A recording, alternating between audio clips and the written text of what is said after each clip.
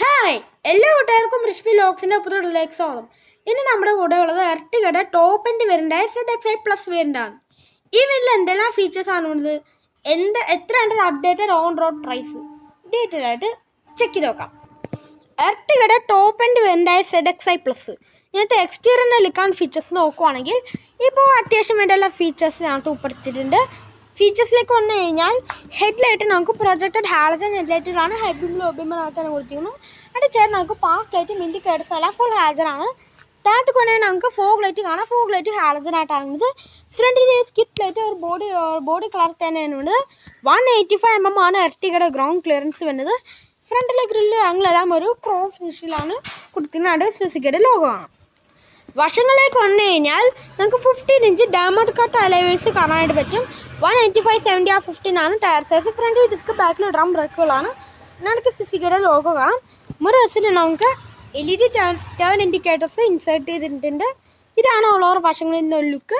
നമുക്ക് കിഴക്കോ സെൻസർ കാര്യങ്ങളൊക്കെ ഉൾപ്പെടുത്തിയിട്ടുണ്ട്. പ്ലെയിൻ ഗ്ലാസ് കാണും. റൂഫ് റേറ്റ്സ് വരുന്നില്ല, നോർമൽ ആൻറ്റിനയാണ് കൊടുത്തിരിക്കുന്നത്. ബാക്കിലേക്ക് വന്നു കഴിഞ്ഞാൽ നമുക്ക് ക്വാർട്ടർ ഗ്ലാസ്സിൽ പണ്ടത്തെ അട്ടികൾ കുറച്ചും കൂടി വലുപ്പമാണ്. ഇപ്പോൾ അത്യാവശ്യം വലിപ്പമുള്ള ക്വാർട്ടർ ഗ്ലാസ്സാണ് കൊടുത്തിരിക്കുന്നത്. ബാക്കിലേക്ക് വന്നാൽ നമുക്ക് ടോപ്പ് എല്ലാ വെൻറ്റുകളുടെ ബാക്കിൻ്റെ ലുക്ക് സിമിലർ ആണ്. ഫീച്ചേഴ്സിലേക്ക് വന്നു കഴിഞ്ഞാൽ ബാക്കിൽ ഒരു വലിപ്പമുള്ള സ്പോയിലറാണ് കൊടുത്തിരിക്കുന്നത്. പഴയ എർട്ടിഗയിലെ സ്പോയിലർ ഉണ്ടായിരുന്നില്ല, ഇപ്പോൾ വലിപ്പമുള്ളൊരു സ്പോയിലർ കാര്യങ്ങളാണ് കമ്പനി നൽകിയിട്ടുള്ളത്. നമ്മുടെ സ്റ്റോപ്പ് ലാമ്പ് കാണാം. ബാക്കിലെ ഗ്ലാസ് വൈപ്പറും വാഷർ ആൻഡ് ഡിഫോറോഡ് ഗ്ലാസ്സുകളാണുള്ളത്. നമുക്ക് എർട്ടിഗാണ് ബാഡ്ജിങ് ആണ്. സ്മാർട്ട് ഹൈബ്രിഡിൻ്റെ ബാഡ്ജിങ് കൊടുത്തിരിക്കുന്നു. വേരിൻ്റെ ബാഡ്ജിങ് ഒന്നും തന്നെ വരുന്നില്ല. ഇനി ടെയിൽ ലൈറ്റ് കൊണ്ടു കഴിഞ്ഞാൽ ടെയിൽ ലൈറ്റ് ഫുൾ LED ആയിട്ട് കൊടുത്തിരിക്കുന്നു. Stop light, indicators, reverse light ഹാലജനാണ്. താഴെ നമുക്ക് റിഫ്ലക്റ്റേഴ്സ് കാണാം. 4 പാർക്കിംഗ് സെൻസേഴ്സ് ഉൾപ്പെടുത്തിയിട്ടുണ്ട്. സുസുക്കിയുടെ ലോഗോൻ്റെ താഴെ നമുക്ക് റിവേഴ്സ് ക്യാമറയും കമ്പനി നൽകിയിട്ടുണ്ട്. ഇനി നമുക്ക് ബൂട്ട് ഓപ്പൺ ചെയ്യാം. ബൂട്ട് ഓപ്പൺ ചെയ്ത് കഴിഞ്ഞാൽ ഈ സീറ്റ് നിവർത്തി വെക്കുകയാണെങ്കിൽ ബൂട്ട് സ്പേസ് കൂട്ടാനായിട്ട് പറ്റും.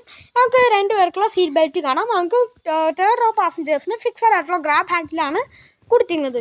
ഈ സീറ്റ് നമുക്ക് സിമ്പിൾ ഫോൾഡ് ചെയ്ത് വെക്കാനുള്ള ഓപ്ഷൻസ് വരുന്നുണ്ട്. ഈ സീറ്റ് നമുക്ക് സ്ലാൻഡിങ് പൊസിഷൻ അഡ്ജസ്റ്റ് ചെയ്യാനുള്ള ഓപ്ഷൻ വരുന്നുണ്ട്. മേജറായിട്ടുള്ള ചേഞ്ച് വന്നിരിക്കുന്നത് AC വെൻസ് ആണ്. AC വെൻസ് തേർഡ് റോ പാസഞ്ചറിന് സൈഡ് മൗണ്ടഡ് ആയിട്ടാണുള്ളത്. നമുക്ക് കപ്പ് ഹോൾഡേഴ്സ് കാണാം. ACയുടെ ബ്ലോർ കൺട്രോൾ ചെയ്യാനുള്ള ഓപ്ഷൻസ് ഉൾപ്പെടുത്തിയിട്ടുണ്ട്. സ്പെയർ വീല് അടിയിലായിട്ടാണ് വേണ്ടത്. സെയിം സൈസ് ആയിട്ടുള്ള സ്പെയർ വീൽസ് കൊടുത്തിരിക്കുന്നു. ഇന്ത്യയിലെ ഫീച്ചേഴ്സ് ചെക്ക് ചെയ്ത് നോക്കാം. നമ്മൾ ആദ്യം പറഞ്ഞ രീതിയിൽ കീലെസ് എൻട്രി കാര്യങ്ങൾ വരുന്നുണ്ട്. ഇന്ത്യയിലേക്ക് നോക്കിക്കഴിഞ്ഞ് കഴിഞ്ഞാൽ ഒരു ഓഫ് വൈറ്റ് കളറിലാണ് ഇന്ത്യയിൽ കൊടുത്തിരിക്കുന്നത്. ഡോർ പാഡിലേക്ക് വന്നു കഴിഞ്ഞാൽ ഒരു ഓഫ് വൈറ്റ് കളറിലാണ് ഡോർ പാഡ് കൊടുത്തിരിക്കുന്നത്. നമുക്ക് 4 പൗണ്ടർ കൺട്രോളും മിറർ കൺട്രോൾ ചെയ്യാൻ ഫോൾഡ് ചെയ്യാൻ ഓപ്ഷൻ കാണാം. ഡോർ ഹാൻഡിൽസ് ക്രോം ഫിനിഷ് കൊടുത്തിരിക്കുന്നു. ടോട്ടൽ ബില്ല്, സ്പീക്കർ ബില്ലാണ്. കപ്പ് ഹോൾഡേഴ്സ് കൊടുത്തിരിക്കുന്നു. സീറ്റ് ഹൈറ്റ് അഡ്ജസ്റ്റ് ചെയ്യാനുള്ള ഓപ്ഷൻസ് കാണാം. നമുക്ക് ഓഫ് വൈറ്റ് കളറാണ് സീറ്റ് കൊടുത്തിരിക്കുന്നത്. ഇതിപ്പോൾ മാനുവൽ വേണ്ടാണ്. ഡെഡിക്കേറ്റഡ് ആയിട്ട് ഡെപ്പൻഡ് കാണാം. ഫീൽഡ് ഓപ്പൺ ചെയ്യാനും ഹുഡ് ഓപ്പൺ ചെയ്യാനും. ഈ വശത്തേക്ക് വന്നാൽ നമുക്ക് ബാക്കിലെ റിയർ AC പുതിയ സ്വിച്ച് കൊടുത്തിരിക്കുന്നു. നമുക്ക് traction control, auto, stop start, headlight level adjust ചെയ്യാൻ ഓപ്ഷൻ കൊടുത്തിരുന്നു. ഇനി അകത്തെ ഫീച്ചേഴ്സ് ഞങ്ങളും ചെക്ക് ചെയ്ത് നോക്കാം. ഇന്ത്യയിലേക്ക് നോക്കുവാണെങ്കിൽ ഒരു ഓഫ് വൈറ്റ് കളറാണ് ഈ വാഹനത്തിന് ഇന്ത്യയിൽ കൊടുത്തിരുന്നത്. നമ്മൾ ZX5+ നമുക്ക് വുഡ് ഫിനിഷ് കാണാം. നമുക്ക് ഡോർ പാഡിലും കാണാനായിട്ട് പറ്റും. ഈ വുഡ് ഫിനിഷൊക്കെ തന്നെ വാഹനത്തിന് പ്രീമിയം ലുക്കിംഗ് ഇന്റീരിയർ ആയിട്ട് ഫീൽ ചെയ്യുന്നുണ്ട്. സ്റ്റിയറിംഗ് വീലിലേക്ക് വന്നു കഴിഞ്ഞാൽ നമുക്ക് ഫുള്ളി ഫങ്ഷൻ ആയിട്ടുള്ള ലെതർ ആപ്ഡ് ആയിട്ടുള്ള സ്റ്റിയറിംഗ് വീലാണ് കൊടുത്തിരുന്നത്. ഈ ഡാഷ്ബോർഡിൽ കാണുന്ന ഒരു വുഡ് ഫിനിഷ് നമുക്ക് സ്റ്റിയറിംഗ് വീലിൽ കാണാനായിട്ട് പറ്റും. നമുക്ക് മൾട്ടി ഫങ്ഷനിലാണ്. ഇടവശത്ത് നമുക്ക് മ്യൂസിക് കൺട്രോൾസും പല വശത്ത് ക്രൂസ് കൺട്രോൾ ഓപ്ഷൻസ് വരുന്നുണ്ട്.